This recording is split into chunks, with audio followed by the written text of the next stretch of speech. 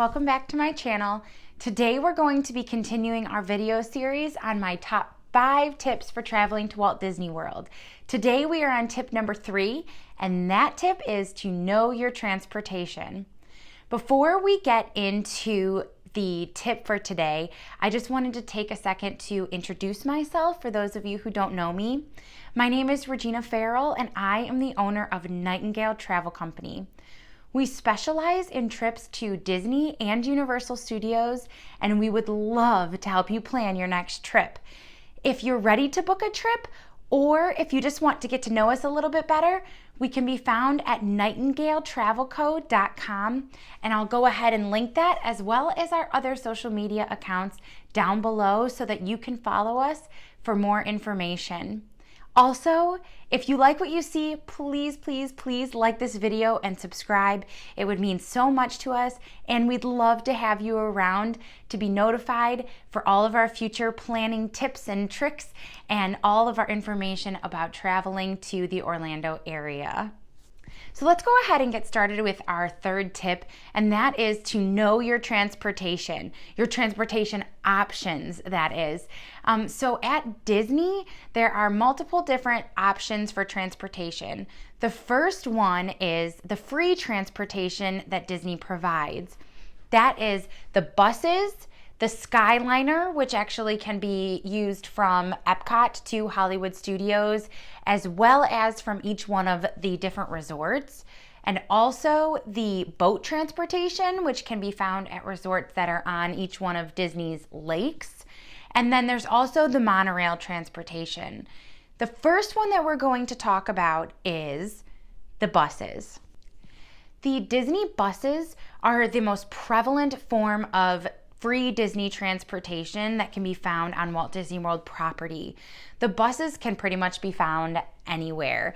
And actually at your resort, the bus stops will have different times, which will tell you approximately when the next bus will arrive at your resort, which is super helpful. And you can also check in your My Disney Experience app, and that should show you, there's a section in there that shows you your bus times.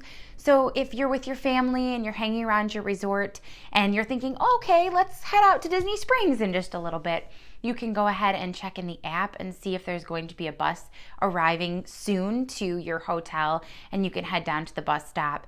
When my husband and I were recently at Walt Disney World, this was super helpful for us because there were some times that we would go and check the app for a bus and find that the next bus wasn't going to be there for 20 minutes. So it didn't make sense for us to walk all the way down just to sit at the bus stop.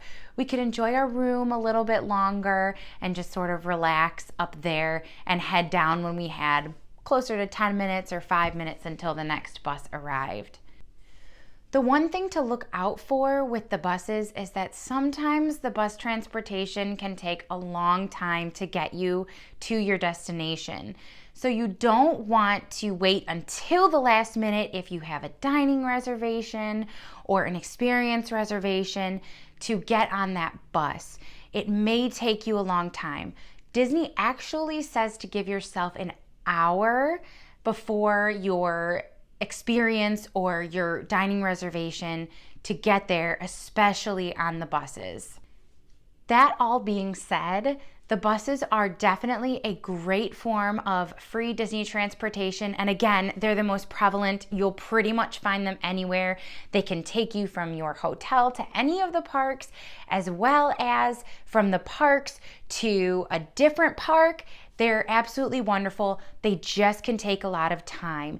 And if you are at a resort that has multiple bus stops, some of those moderate resorts have multiple bus stops, as well as the value resorts that share, the All-Stars, they sometimes share a bus. They'll share in their bus loop. That sometimes can add a little bit of time to your trip. I'm actually going to be staying at Disney's Port Orleans Riverside, and I'm thinking about testing out the internal bus loop there to see about how long it would take to go all the way around if you end up getting on the bus and having to take that loop. So let me know down in the comments if that is something that you would like me to do a future video on, just to give you an idea of how long those bus loops can take. Moving on from the bus transportation, next I want to talk about what is my favorite form of Disney free transportation, and that is the Disney Skyliner. My husband and I stayed on the Skyliner over a year ago for the first time when we stayed at Disney's Pop Century Resort, and we fell in love with the Skyliner and really like staying at the resorts on the Skyliner, any of them.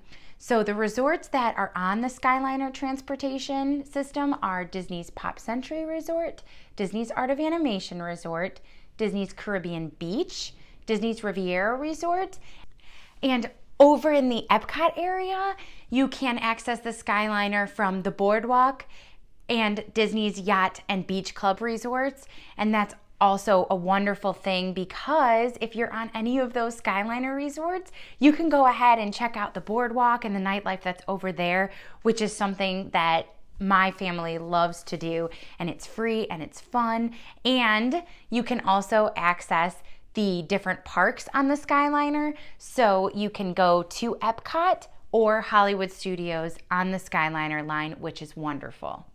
So the Skyliner has a hub at Caribbean Beach Resort, and from Caribbean Beach Resort, you would get on one line of the Skyliner that takes you to Disney's Hollywood Studios, or you would get on the other Skyliner line that takes you to Epcot.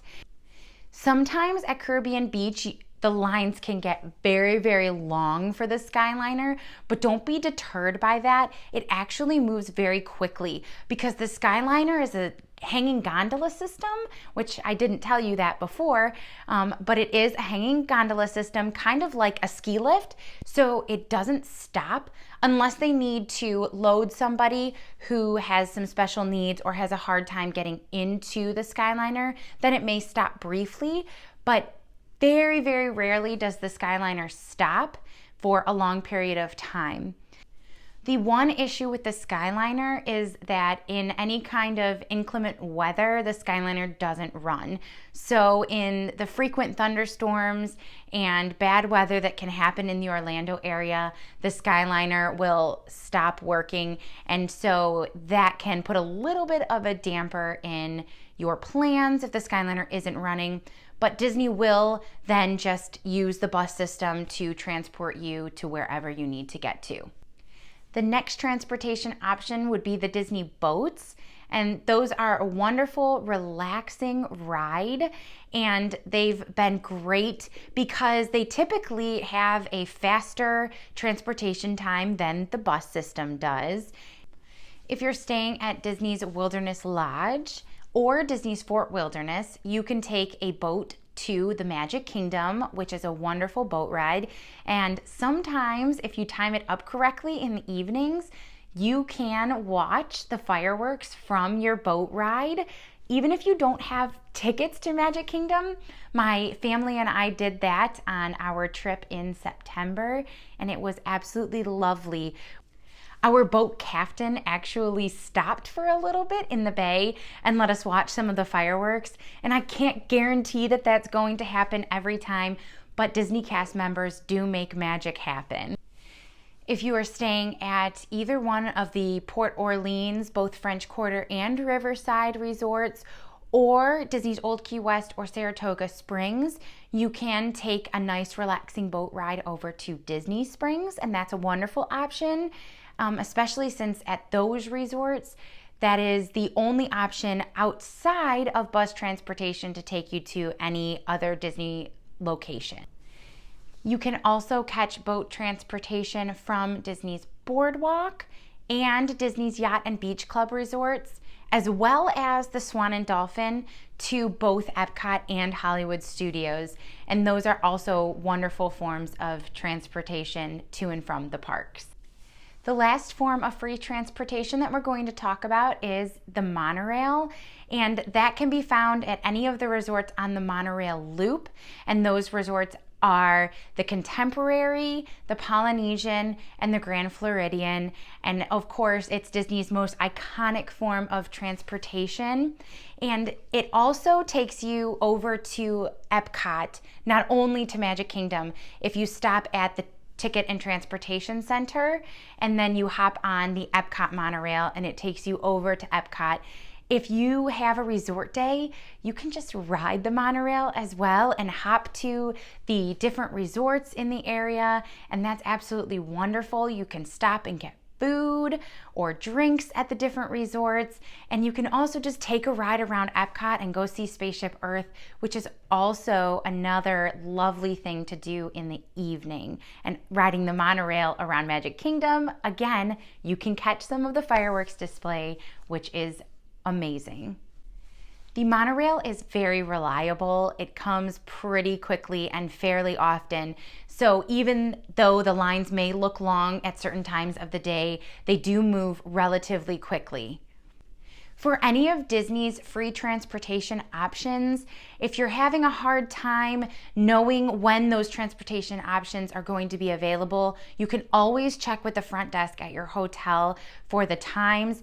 Typically, if you're trying to get to the parks first thing in the morning, the transportation starts running an hour before you're allowed to enter the park, and that includes an hour before the hotel guest early entry. So, for example, when I go in just a couple of weeks to Disney, we can get into Hollywood Studios starting at 7:30 in the morning. So the transportation should start taking us to Disney's Hollywood Studios at 6:30 in the morning.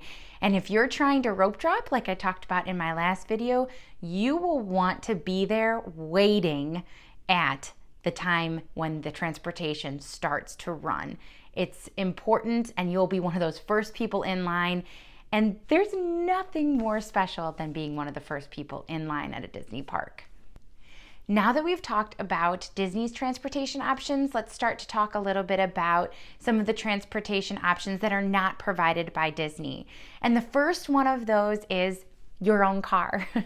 This is a wonderful thing to have with you, is your own car. The one thing that you have to think about is if you are staying on Disney property, there is a fee to park your car there every night that you are staying on property. At the value resorts, as of the making of this video, it's $15 a night. At the moderate resorts, it's $20 a night. And at the deluxe resort, it's $25 a night to park your car there. But the plus is that you do not have to then again pay for parking at the parks. Your parking at the parks will be free. A plus of driving your own car is that you're on your own schedule, on your own time, and you can get anywhere that you need to be in a pretty timely manner.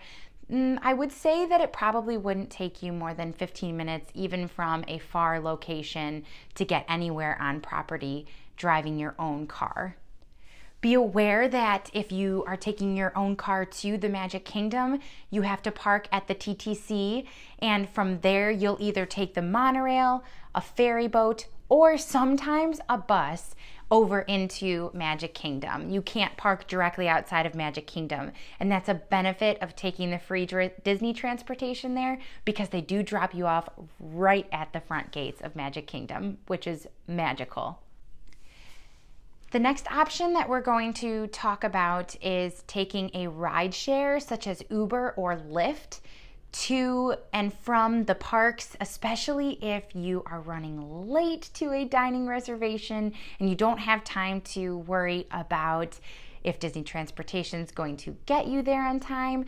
Now, sometimes the dining locations, if you let them know what happened, they could be forgiving and allow you still to come in, especially there's like about a 15-minute window before or after that you could check in 15 minutes early, or if you're about 15 minutes late, they may let you come in, but that's not always the case. It's up to the discretion of the cast members and the staff working there. So again, if you're using that free Disney transportation, you do want to give yourself at least an hour to get to your dining location. But again, sometimes things happen, and that Uber or Lyft or other rideshare would be a wonderful option to help you get to the parks or to Disney Springs or to another hotel if you have a dining reservation there, and get you there in time.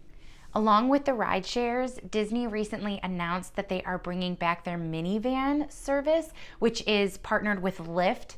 The great thing about minivans, for those of us with kids like myself, especially kids who are in car seats, minivans come equipped with 2 car seats that can be put in, and that is amazingly convenient for those of us who need that type of transportation. It does come at a little bit more of a premium, but again, that convenience of having the 2 car seats can't be beat. So I hope today's video was helpful and that you enjoyed my 3rd tip for traveling to Walt Disney World. And I hope now that you have a little bit more knowledge on your transportation options when you're traveling to Walt Disney World. I know that that can be overwhelming to some people because there are so many options to know which one is your best option. And that's actually a benefit of working with a Disney travel professional like myself. And I would love to help you. If you have any more questions, please go ahead and comment down below if there's something that you would like clarified from this video.